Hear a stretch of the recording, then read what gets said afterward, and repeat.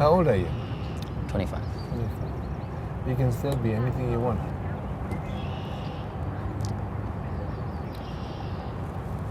You don't have to be a filmmaker. Do you want to be?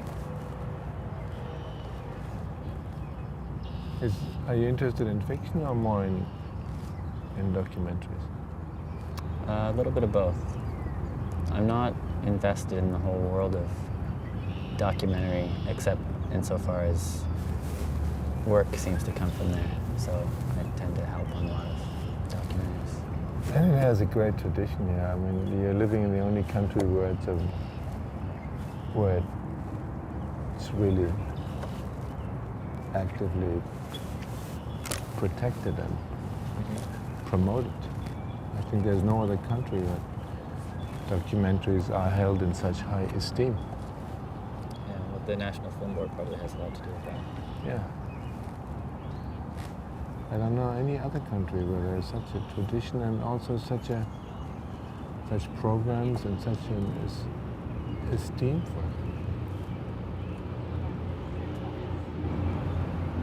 it. Good.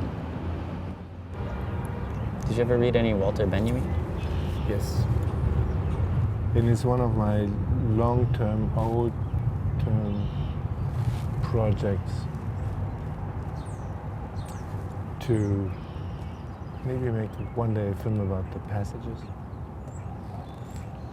But it's too vast and too complex. In English, is that the Arcades project? Yes, the arcades.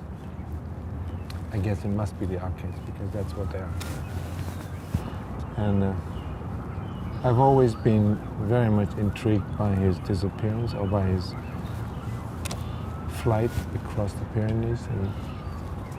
And I always thought that would make an incredible film. He tried to escape the Stalinists. The Stalinist people. as well as the Nazis. He had been coming from two sides. Did you see the documentary Who Killed Walter Benjamin? Yes, I saw that. But I thought it would be probably better to just really make it a almost fictional character. You can take some liberties. I saw that. There's 2 or 3 films actually about his disappearance.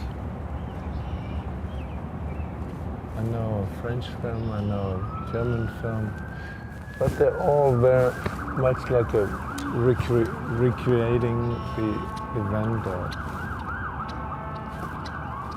trying to find documents or witnesses. I think it would be almost more of sort of an existential thriller. Who'd play Bertolt Brecht?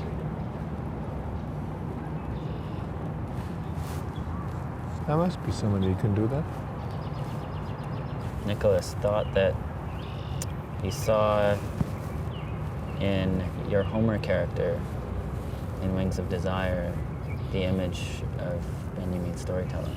Thought that was the picture. Totally. That was very influential. And also Benjamin's favorite drawing of Paul Klee, The Angel of History, was very influential on the very conception of the film. The Klee drawings, especially the one that Benjamin owned, The Angel of History, were the first pages of my script. They actually pushed me into believing I could make a film with angels as central characters. The cover of my script was The Angel of History. And I finally saw it. I know reproductions, and I finally saw it in Basel a year ago. It was for the first time exposed in Europe because it belongs to a family in Israel, and they showed it for the first time. So for the first time I saw the original. I've never seen it.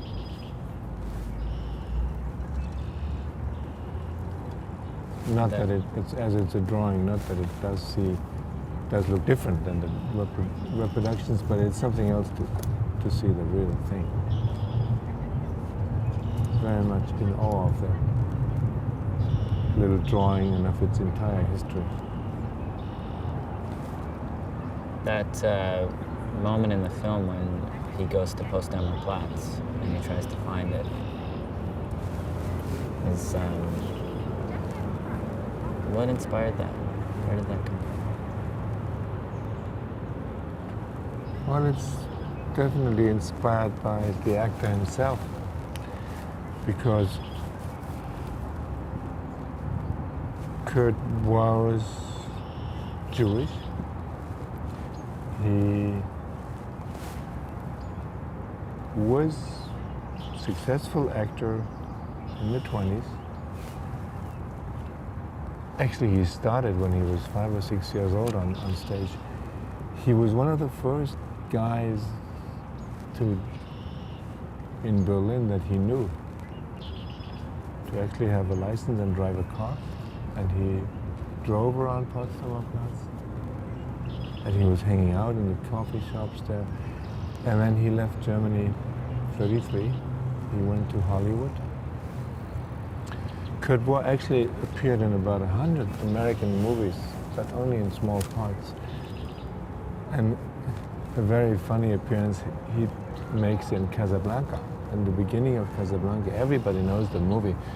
In the very opening, there is a little scene with a pickpocket. 10 seconds, and that is Kurt Voix. But then he returned to Germany right after the war, in 46 already. I don't think many Jews were coming back. He must be one of very, very few who overcame that fright and actually returned and worked in theater in Germany. Didn't do many movies, mainly in theater. Actually made one film with Buster Keaton, a Beckett play. What was that? That was filmed and exists as a film. It's just Buster Keaton and him playing the two guys who come out of their trash cans. What is it? Famous play, Beckett. End Time. Endgame? Endgame. So that's Buster Keaton and Kurt Voix. And then, well, I got to know him. And I was thinking about a character, the eternal storyteller or Homer, and realized that nobody could tell more about the city of Berlin than Kurt Voix, who had been a kid who had actually witnessed the entire century, who had been on stage as a kid when movies were just invented. So I asked him, and the idea to go to Potsdamer Platz appeared out of the blue one day, and we just went. See, the film was made without a script, so it was really made very much like a poem. You write a line and then that's the day's work, and the next morning you get up and write another line. So we got up one morning and we said, let's go with Kurt to Potsdamer Platz, because at least where Potsdamer Platz used to be, because then there was no such thing as Potsdamer Platz at the moment. When we made the film, that was just a wasteland.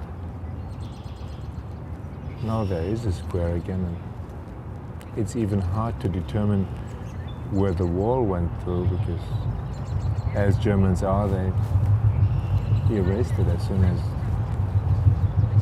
they could. They're good at forgetting history. They should have left at least a demarcation line where the wall was going through, but now nobody knows it anymore. All these young people and tourists come and they look around confused, and they wonder, they don't get it that there was a wall. And there's no hint where it could have been.